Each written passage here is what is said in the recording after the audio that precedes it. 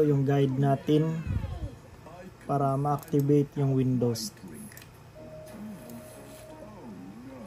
Ilalagay ko ito sa description para makopy nyo. Ito naka compile na ito. So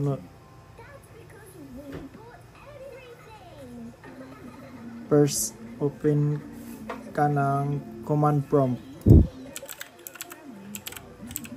right click, tapos run as administration.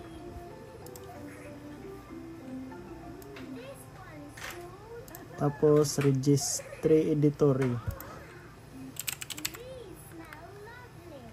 right click at run as administration.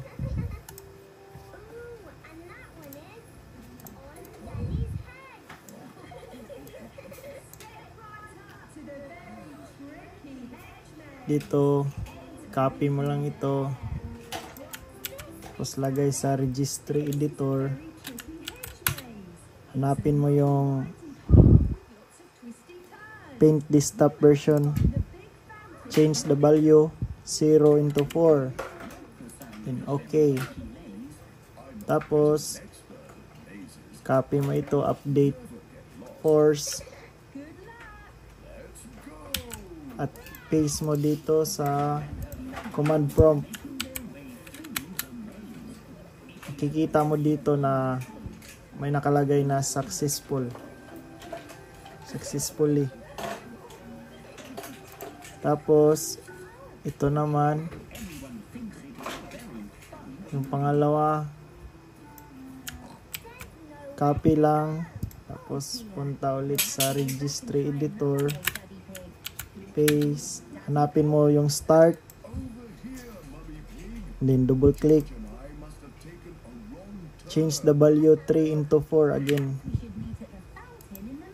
then right click ka dito banda, right click, new, tapos key, tapos rename mo ito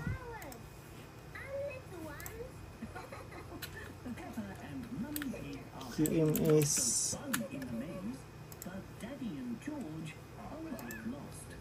Pagkatapos double click ito, KMS underscore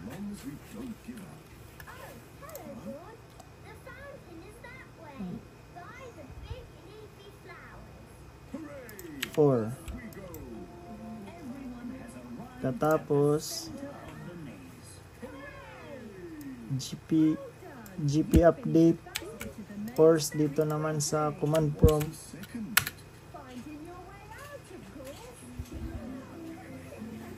Pagkatapos mag-successful, ito naman sa command prompt pa rin. Ito successful siya. Ito naman pangalawa, dito pa rin sa command prompt,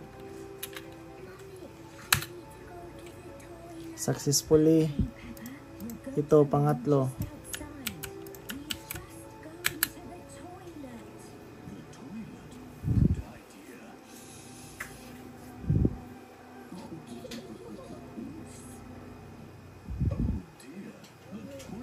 Successfully. Tapos ito naman, punta ka sa registry editory, hanapin mo ulit yung paint desktop version. Kanina pinalitan natin ito ng 4 kasi 0 ito, ibabalik natin sa 0. Pagkatapos GP update sa command prompt, ito yung last part para matapos na.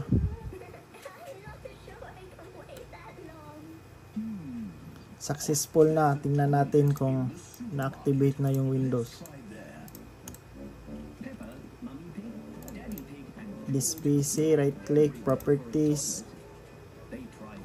Ito activated na. Windows activated.